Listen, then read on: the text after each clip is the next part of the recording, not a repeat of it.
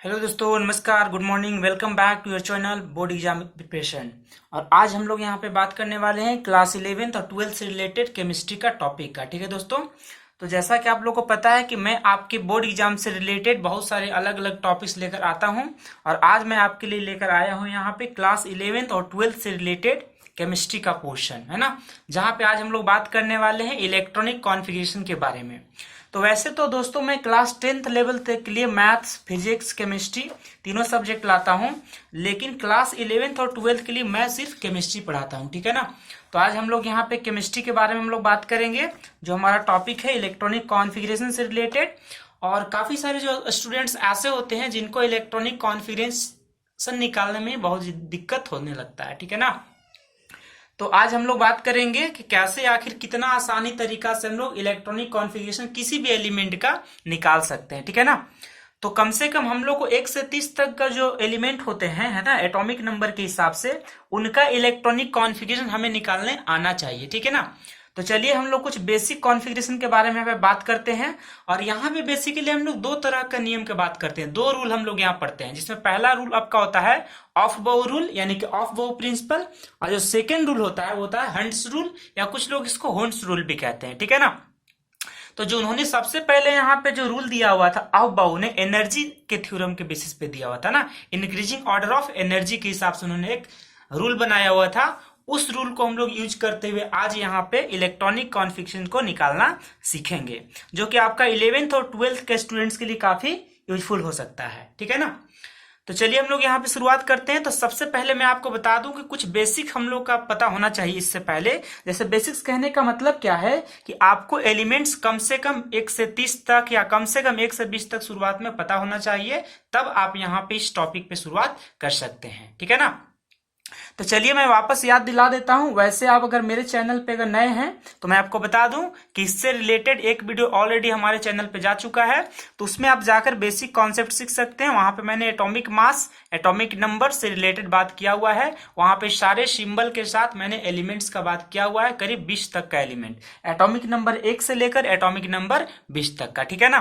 तो आज मैं वापस आपको यहाँ पे याद दिला देता हूँ कि जो हमारे पास एटॉमिक नंबर होता है उसको हम लोग कैपिटल जेड से रिप्रेजेंट करते हैं। ठीक है ना। एटॉमिक नंबर को कैपिटल जेड से रिप्रेजेंट करते हैं। ठीक है। और 1 से लेकर हम लोग यहाँ पे कम से कम 20 तक का यहाँ पे कम से कम पता होना चाहिए शुरुआत में। चूंकि इलेक्ट्रॉनिक कॉन्फ़िगरेशन से रिलेटेड ये मेरा पहला वीडियो है, यहाँ पे इसके बाद पार्ट पार्ट करके मैं अलग अलग वीडियो इससे रिलेटेड भी आपको लाऊंगा। ठीक है ना, ताकि आपको प्रैक्टिस हो जाए। तो फिलहाल तो आज हम लोग बेसिक चीजें यहाँ पे कवर करने वाले हैं कि मतलब बेसिकली इलेक्ट्रॉनिक कॉन्फ़िगरेशन है क्या, इसको करते क्या है ना, ये हम लोग यहाँ पे बात करने वाले हैं। तो सबसे पहले अब देख लीजिए इलेक्ट्रॉनिक कॉन्फ़िगरेशन का मतलब क्या होता है, इलेक्ट्रॉन का डिस्ट्रीब्यूशन। ठीक है ना। अब डिस्ट्रीब्यूट करेंगे कहाँ पे, तो अलग अलग सेल में, अलग अलग सब सेल में, या अलग अलग ऑर्बिटल में, जब हम लोग एक स्पेसिफिक ऑर्डर में एक स्पेसिफिक अरेंजमेंट के हिसाब से इलेक्ट्रॉन्स का डिस्ट्रीब्यूशन करते हैं, मतलब कुछ रूल्स को फॉलो करते हुए। ऐसा नहीं कि अपना मन से हम लोग को उसको डिस्ट्रीब्यूट कर देना है, नहीं, कुछ रूल्स हम लोग को फॉलो करना होता है। तो जिसमें पहला जो रूल यहाँ पे आया है वो है ऑफ बाउ प्रिंसिपल या ऑफ बाउ रूल कहते हैं। ठीक है ना।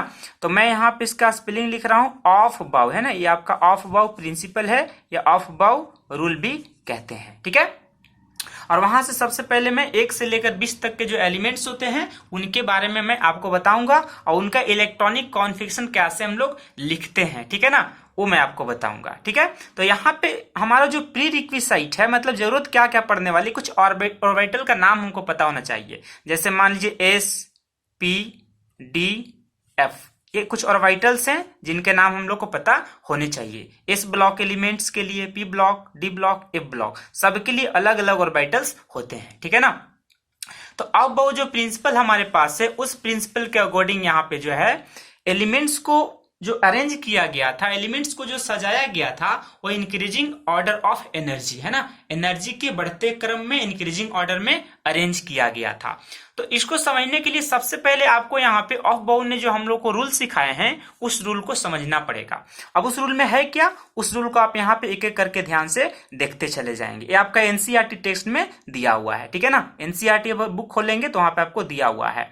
वहां पे कुछ आपको मिलता है 1s, ये आपका हो गया 2s, यहाँ पे लिखते हैं 2p, उसके बाद यहाँ पे लिखते हैं हम लोग 3s, ये हो गया 3p, ये हो गया 3d।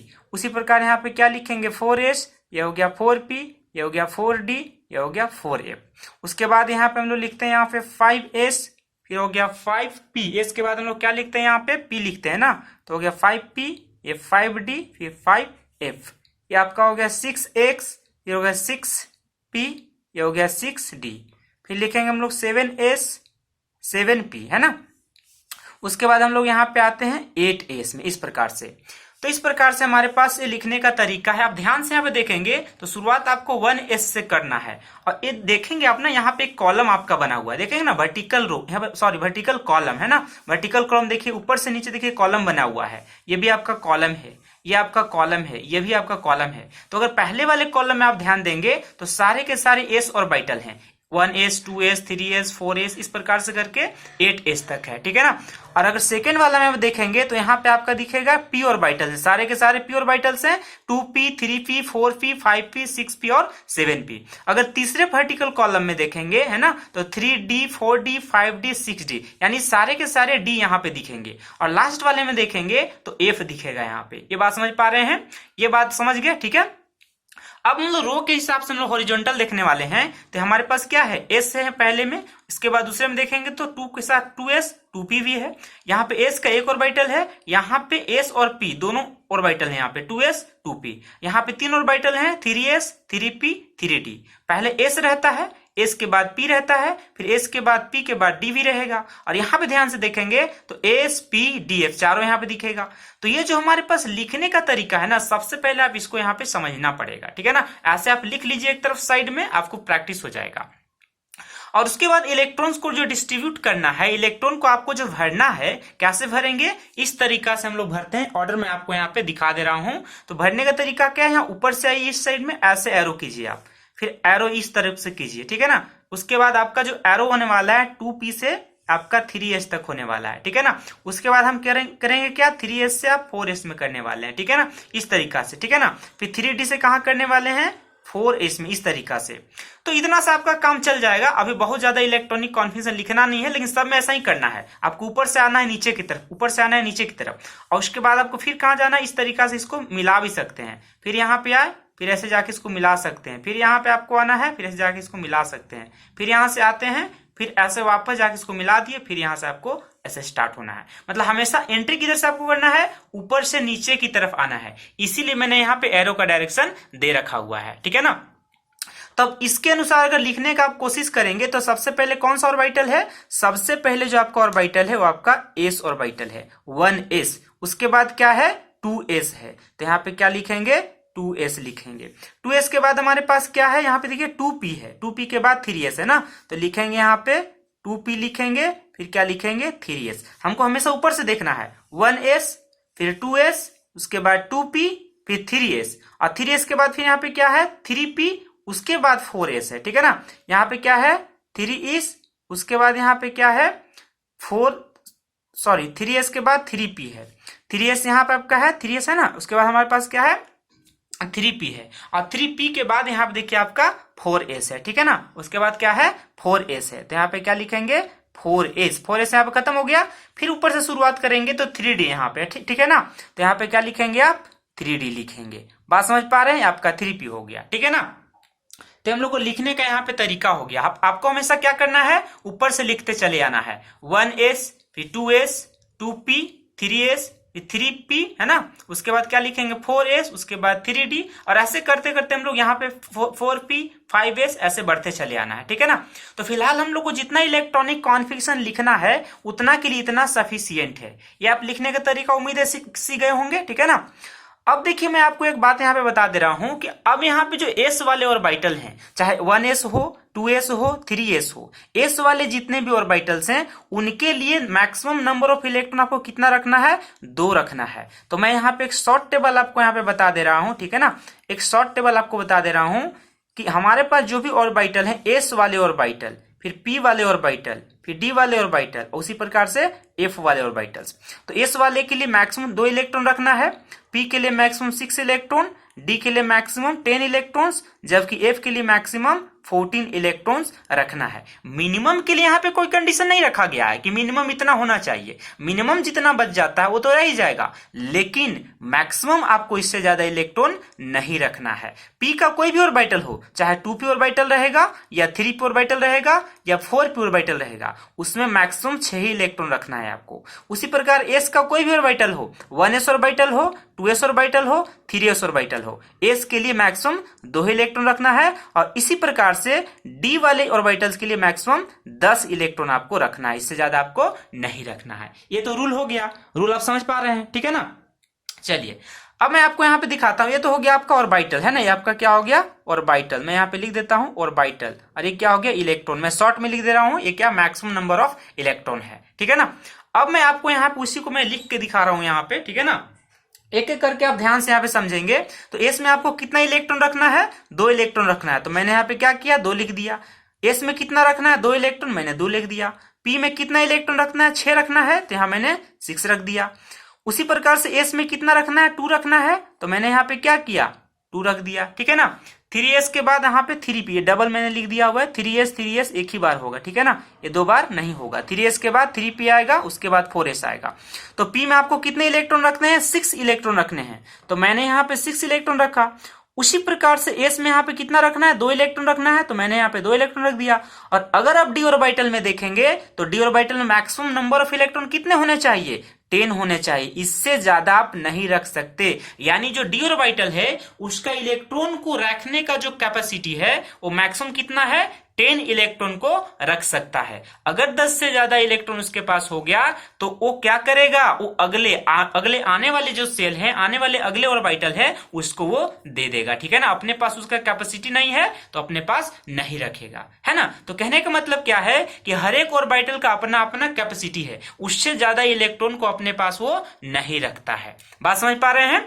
तो ये तो अबव प्रिंसिपल को इस्तेमाल करके मैंने आपको तरीका सिखाया कि कैसे इलेक्ट्रॉनिक कॉन्फिगरेशन को लिखना होता है। उसके बाद मैंने यहाँ पे सिखाया कि कैसे हम लोग किसी भी पर्टिकुलर ऑर्बिटल में, चाहे एस पी डी एफ चारों में से कोई भी ऑर्बिटल है, तो उसमें हम लोग कैसे इलेक्ट्रॉन को फिल करते हैं, मैक्सिमम कितना इलेक्ट्रॉन रखना है कि नहीं। मैक्सिमम के लिए कंडीशन हमारे पास है कि एस ऑर्बिटल में 2 ही रखेंगे, पी ऑर्बिटल में 6 ही रखेंगे, और डी में मैक्सिमम 10 रखना है। कम में तो कुछ भी हो सकता है कि नहीं, लेकिन मैक्सिमम आपको इससे ज्यादा नहीं रखना होगा, ठीक है। उम्मीद है यहां तक आपको बातें समझ में आ रही होगी। अब हम लोग ना यहाँ पे एग्जांपल्स इसको समझने की कोशिश करेंगे कि आगे है क्या, क्योंकि इलेक्ट्रॉनिक कॉन्फिगरेशन हम लोग को आना ही चाहिए। अगर इलेक्ट्रॉनिक कॉन्फिगरेशन हम लोग को नहीं आएगा तो समझिए कि 11th 12th क्लास का जो केमिस्ट्री है वहां पे हर जगह, लगभग बहुत जगह पे आपको दिक्कत होने वाली है। तो बार बार दिक्कत ना हो, इसीलिए हमें क्या करना है, इलेक्ट्रॉनिक कॉन्फिगरेशन को बहुत अच्छा तरीका से सीख लेना है, ठीक है ना। तो चलिए अब आगे मैं यहाँ पे दिखाता हूं, एक एक करके एग्जाम्पल मैं आपको सिखाने की यहाँ पे कोशिश करता हूं, है ना, कि कैसे आखिर हम लोग यहाँ पे एग्जाम्पल को हम लोग सॉल्व कर सकते हैं, मतलब कैसे किसी भी एलिमेंट का इलेक्ट्रॉनिक कॉन्फिगरेशन लिखा जा सकता है, ठीक है। तो मैं शुरुआत से आपको यहाँ पे दिखा रहा हूं। तो शुरुआत से कहने का मतलब क्या है कि मैं शुरू का 2 4 5 को पहले लेके दिखाऊंगा आपको। तो मान लीजिए आपके पास सबसे पहले क्या है, आपके पास पहला जो एलिमेंट आपके पास होता है वो एलिमेंट आपके पास होता है हाइड्रोजन, दूसरा एलिमेंट है हीलियम, तीसरा एलिमेंट है लिथियम, चौथा एलिमेंट है बेरिलियम, और उसके बाद 5वां एलिमेंट होता है बोरोन, और 6 नंबर में आता है कार्बन। ये मैंने एटॉमिक नंबर के हिसाब से लिख दिया है, ठीक है ना, एटॉमिक नंबर के हिसाब से। इसको हम लोग जेड कहते हैं, ठीक है ना। एलिमेंट्स को हम लोग कैसे रिप्रेजेंट करेंगे, जेड से रिप्रेजेंट करेंगे जब उसका एटॉमिक नंबर को रिप्रेजेंट करना होगा, ठीक है ना। तो ये हो गया हमारे पास हाइड्रोजन से कार्बन तक। पहले मैं दिखा देता हूं। तो हाइड्रोजन में टोटल नंबर ऑफ इलेक्ट्रॉन कितना होता है, 1 होता है, क्योंकि एटॉमिक नंबर 1 है। इसका एटॉमिक नंबर 2 है। लिथियम का एटॉमिक नंबर 3, बेरिलियम का एटॉमिक नंबर 4, बोरोन का एटॉमिक नंबर 5, कार्बन का एटॉमिक नंबर 6 होता है, ठीक है ना। तो अब इन्हीं सारे इलेक्ट्रॉन को हमें क्या करना है, डिस्ट्रीब्यूट करना है। अब इलेक्ट्रॉन का जो डिस्ट्रीब्यूशन होता है ना, उसी को हम लोग इलेक्ट्रॉनिक कॉन्फिगरेशन कहते हैं। बात समझ रहे हैं, ठीक है। तो चलिए मैं आगे बढ़ता हूं यहाँ पे। तो सबसे पहले आपको शुरुआत कहां से करना रहता है, 1s से। यहाँ पे देख पा रहे हैं ना 1s, ठीक है ना। सबसे पहले 1s, उसके बाद 2p, उसके बाद 2s, उसके बाद 2p, उसके बाद 3s, ठीक है ना। तो सबसे पहले मैं यहाँ पे लिख दे रहा हूं 1s, ठीक है ना, 1s, ठीक है ना। तो यहाँ पे कितना इलेक्ट्रॉन है, 1 ही इलेक्ट्रॉन है, मतलब हम यहाँ पे 1 लिख देंगे। ये आपका हाइड्रोजन का इलेक्ट्रॉनिक कॉन्फिगरेशन कंप्लीट हो गया, ठीक है। अब देखिए हमें हीलियम का लिखना है, तो हीलियम के लिए क्या लिखेंगे 1s।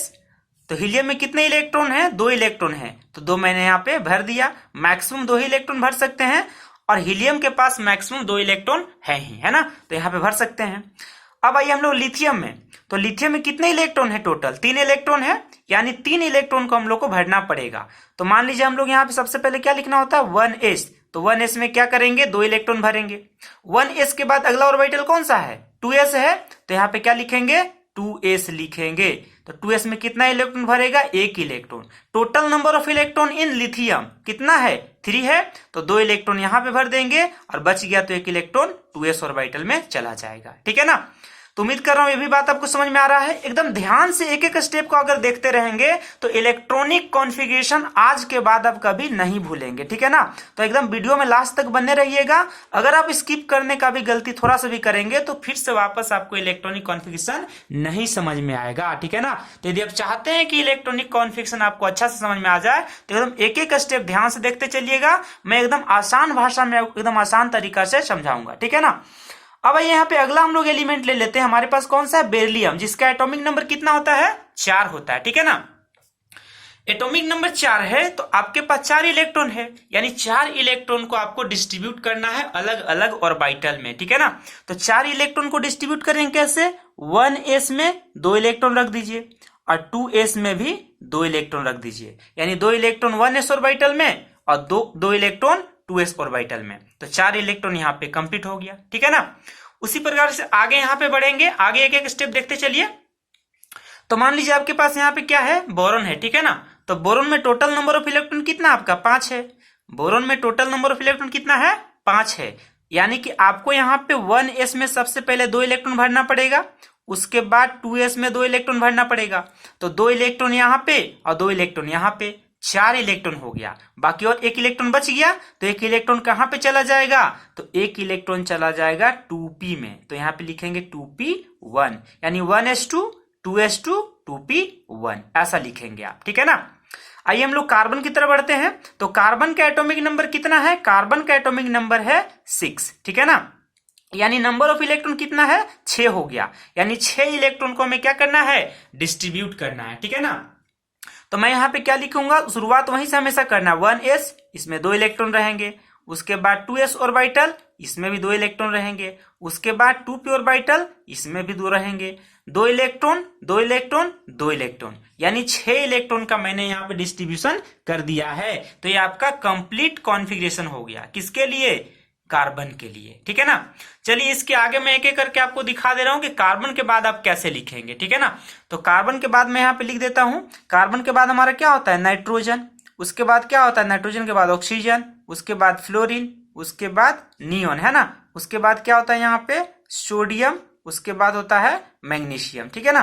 तो चलिए 6 तक हम लोगों ने कर लिया था। अब हम लोग यहाँ पे 7 से शुरुआत करते हैं, एक एक स्टेप देखते चलेंगे, आपको बातें एकदम क्लियर होती चली जाएंगी, ठीक है ना। तो चलिए हम लोग आगे यहाँ पे देखते हैं नाइट्रोजन का। तो नाइट्रोजन के लिए आपको क्या करना पड़ेगा, यहाँ पे नाइट्रोजन का एटॉमिक नंबर 7, ऑक्सीजन का 8, फ्लोरीन का 9, नियोन का 10, सोडियम का 11 और मैग्नीशियम का 12। यानी एटॉमिक नंबर जितना होगा उतना ही नंबर ऑफ इलेक्ट्रॉन होंगे, टोटल नंबर ऑफ इलेक्ट्रॉन, है ना। अब आपको 7 इलेक्ट्रॉन को डिस्ट्रीब्यूट करना है। तो सबसे पहले आप क्या करेंगे, 1s में 2 इलेक्ट्रॉन रखेंगे, 2s में भी 2 इलेक्ट्रॉन रखेंगे और 2p में कितना इलेक्ट्रॉन रखेंगे 3 इलेक्ट्रॉन रखेंगे। तो 2 और 2 4 और 4 और 3 7 इलेक्ट्रॉन हो गया यहाँ पे, ठीक है ना। अब यहाँ पे ऑक्सीजन का आपको देखना है, तो क्या करेंगे 1s2, फिर हो गया 2s2, फिर क्या करेंगे 2p4, 2 और 2 4 और 4 8 इलेक्ट्रॉन इसका भी हो गया। अब फ्लोरीन का देखते हैं हम लोग, तो 1s2, फिर क्या हो गया 2s2, फिर यहाँ पे हो गया 2p5 हो गया। तो 2 और 2 4 और 5 9 इलेक्ट्रॉन यहाँ पे कंप्लीट हो गया। अब यहाँ पे देखिए नियोन का, तो नियोन में टोटल नंबर ऑफ इलेक्ट्रॉन कितना है 10 है। तो यहाँ पे क्या लिखेंगे 1s2, यहाँ पे हो गया 2s2 और यहाँ पे हो गया 2p6, यानी 2 और 2 4 इलेक्ट्रॉन और 4 और 6 10 इलेक्ट्रॉन हो गया, ठीक है ना। कितना हो गया 10 इलेक्ट्रॉन हो गया, बात समझ पा रहे हैं। तो 10 इलेक्ट्रॉन का हम लोगों ने बड़े ही आसानी से यहाँ पे डिस्ट्रीब्यूट कर दिया, जो कि आपका नियोन के लिए इलेक्ट्रॉनिक कॉन्फ़िगरेशन हो गया। और एक चीज मैं आपको यहाँ पे और बता देना चाहता हूँ कि नियोन हमारा कैसा है, नोबल गैस है, इनर्ट गैस है, ठीक है ना। हीलियम भी हमारा नोबल गैस होता है, इनर्ट गैस होता है, क्योंकि इसका जो पूरा का पूरा देखेंगे ना सेल भरा हुआ है, इसके जो सेल हैं वो पूरे के पूरे भरे हुए हैं। इसमें देखिए पूरा का पूरा सेल भरा हुआ है। देखिए यहाँ पे भी 2 इलेक्ट्रॉन भर गया पूरा, यहाँ भी 2 इलेक्ट्रॉन भर गया पूरा, ऑर्बिटल ही भर गया यहाँ पे 1s ऑर्बिटल, 2s ऑर्बिटल और 2p ऑर्बिटल भी पूरा का पूरा भर गया। क्योंकि मैंने अभी क्या बताया था आपको कि p ऑर्बिटल में मैक्सिमम 6 ही इलेक्ट्रॉन रह सकता है, तो 6 का 6 इलेक्ट्रॉन यहाँ पे भर चुका है, ठीक है ना। यानी कि पूरा का पूरा भर गया इसके ऑर्बिटल्स, यानी कौन सा गैस हो गया, मतलब कौन सा इनर्ट गैस हो गया, है ना, इनर्ट गैस हो गया, नॉन रिएक्टिव गैस हो गया, जिसको हम लोग नोबल गैस कहते हैं, ठीक है। तो चलिए हम लोग दोस्तों आगे यहाँ पे एक एक करके हम लोग बढ़ते हैं और एक एक करके आप समझते जाइएगा। यहाँ पे आपको बहुत आसानी से यहाँ पे इलेक्ट्रॉनिक कॉन्फिगरेशन लिखना आ जाएगा, ठीक है ना। अगर वीडियो में लास्ट तक एक चीज को आप देखेंगे तो आपको बहुत कुछ यहाँ पे सीखने को मिलने वाला है, ठीक है दोस्तों। तो हम लोग यहाँ पे देख लेते हैं सोडियम का एटॉमिक नंबर कितना होता है, 11, है ना। सोडियम का एटॉमिक नंबर कितना होता है, 11, यानी टोटल नंबर ऑफ इलेक्ट्रॉन 11। तो 1s में कितना रखेंगे, 2 इलेक्ट्रॉन, 2s में कितना रखेंगे, 2 इलेक्ट्रॉन और 2p में कितना रखेंगे, 6 इलेक्ट्रॉन। तो 2 और 2 4 इलेक्ट्रॉन और 4 और 6 10 इलेक्ट्रॉन हो गया, है ना। तो बाकी इलेक्ट्रॉन आगे चला जाएगा, तो उसके बाद क्या आता है, 3s आता है, इसमें 1 इलेक्ट्रॉन रखेंगे। मैंने अभी क्या बताया था, 1s के बाद 2s, 2s के बाद 2p और 2p के बाद क्या आता है, 3s आता है, ठीक है ना। तो 2 और 2 4 इलेक्ट्रॉन और 4 और 6 10 इलेक्ट्रॉन और 1 इलेक्ट्रॉन यहाँ चला गया, मतलब 11 इलेक्ट्रॉन। उसी प्रकार से आपको 12 यहाँ पे मैग्नीशियम के लिए, ठीक है ना, ये आपका 12 है, तो यहाँ पे क्या लिखेंगे, 1s2, ये हो गया आपका 2s2, ये हो गया आपका 2p6 और ये हो गया आपका 3s2 हो गया। ये आपका देखिए 2 और 2 4 और 4 और 6 10 और 10 और 2 12 हो गया, ठीक है ना। अब आगे ध्यान से आप देखिए, मैग्नीशियम के बाद आपके पास क्या आता है, मैग्नीशियम के बाद आपका आता है 13 नंबर। तो 13 नंबर आता है एल्यूमिनियम, ये हो गया 13। उसके बाद आप यहाँ पे देखेंगे तो आता है आपका सिलिकॉन, है ना, Si silicon 14 number, phosphorus 15 number, sulphur 16, chlorine 17, है ना। उसके बाद आपका क्या आएगा, आर्गन, है ना। उसके बाद क्या आता है, आर्गन, तो आर्गन का कितना होता है, 18। फिर आएगा पोटेशियम, इसका होता है 19। फिर आता है कैल्शियम, इसका होता है 20। हम लोग अब इसका इलेक्ट्रॉनिक कॉन्फिगरेशन सीख लेते हैं फटाफट, ठीक है ना। तो यहाँ 12 तक हो गया, 12 तक तो सबका वैसे ही लिखेंगे हम लोग, 12 तक सबका वैसे ही लिखेंगे। तो क्या लिखने वाले हैं, 1s2, फिर क्या लिखेंगे, 2s2, फिर हो गया 2p6, ये हो गया 3s2। 12 तक भर गया, तो 3s के बाद क्या आता है, 3p आता है, तो लिखेंगे 3p1। उसी प्रकार से 1s2, फिर लिखेंगे 2s2, हो गया 2p6, ये हो गया 3s2, फिर हो गया 3p2। 2 2 4, 4 और 6 10 और 10 और 2 12 और 2 14, 14 इलेक्ट्रॉन यहाँ पे भर गया। उसके बाद क्या लिखेंगे, फिर लिखेंगे 1s2, फिर हो गया 2s2, ये हो गया 2p6, ये हो गया 3s2, ये हो गया 3p3, ठीक है ना।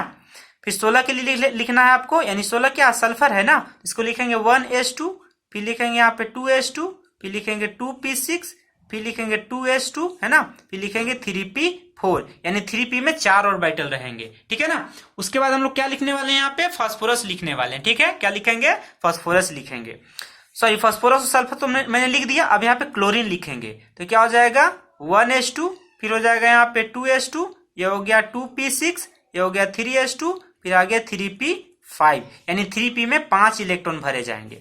और लास्ट यहाँ पे देखिए, यहाँ पे इसका आर्गन तक देखिए, ये भी आपका क्या है, नोबल गैस है। आर्गन भी क्या है, नोबल गैस है, इनर्ट गैस है, या नॉन रिएक्टिव गैस भी कहते हैं, ठीक है ना। तो यहाँ पे क्या भरेंगे, 1s2, ये हो गया 2s2, ये हो गया 2p6, ये हो गया 3s2, ये हो गया 3p6। यहाँ पे देखिए 2 2 4 और 6 10 और 2 12 और 12 और 6 18 इलेक्ट्रॉन भर चुका है, ठीक है दोस्तों।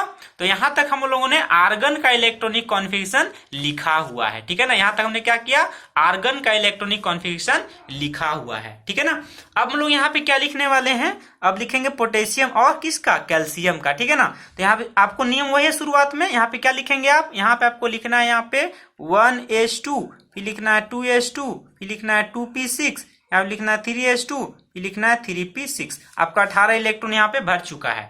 तो 3p के बाद क्या आता है, 4s आता है, तो यहाँ पे क्या लिखेंगे, 4s1 लिखेंगे, यानी 18 और 1 19 इलेक्ट्रॉन हो गया, ठीक है ना। उसी प्रकार से आप यहाँ पे क्या लिखने वाले हैं, 1s2, ये हो गया 2s2, ये हो गया 2p6, ये हो गया 3s2, ये हो गया 3p6। इसके बाद क्या आ गया, 4s2, यानी यहां तक कैल्शियम का इलेक्ट्रॉनिक कॉन्फिगरेशन आपका कंप्लीट हो गया, ठीक है ना।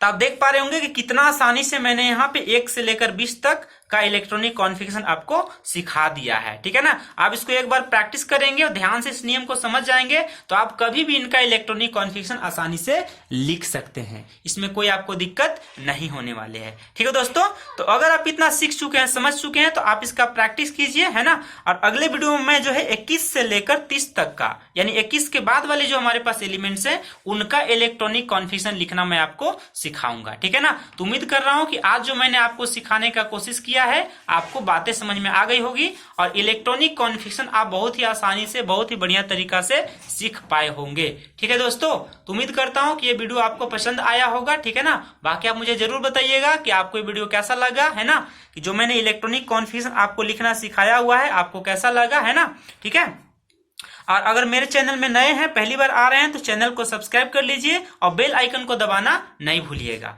ताकि जब भी मैं अगला वीडियो अपलोड करूंगा तो आपको तुरंत ही नोटिफिकेशन मिल जाएगा। और आज हम लोगों ने दोस्तों यहाँ पे स्टार्ट किया हुआ है इलेक्ट्रॉनिक कॉन्फ़िगरेशन। इससे रिलेटेड किस तरह से सवाल पूछे जाते हैं बोर्ड एग्जामिनेशन में वो मैं आपको बताऊंगा। वैसे तो 11th क्लास का टॉपिक है इलेक्ट्रॉनिक कॉन्फ़िगरेशन, लेकिन 11th के बाद 12th या इवन आप बीएससी करेंगे तो हर जगह केमिस्ट्री में आपका ये टॉपिक इंपॉर्टेंट है, आपको आना ही चाहिए। ठीक है ना, लेकिन आपका ये जो टॉपिक दिया गया है 11th क्लास का बुक है स्ट्रक्चर ऑफ एटम, आपका टॉपिक का नाम है ना, एक चैप्टर दिया गया है 11th क्लास के एनसीईआरटी में स्ट्रक्चर ऑफ एटम। ठीक है ना, तो वहां से मैंने ये आपको सिखाने का कोशिश किया हुआ है क्योंकि 11th क्लास का सिलेबस में है ये। ठीक है दोस्तों, तो उम्मीद करता हूं कि वीडियो आपको समझ में आया होगा, ये कॉन्सेप्ट आपको इलेक्ट्रॉनिक कॉन्फ़िगरेशन का लिखने का तरीका आपको पसंद आया होगा।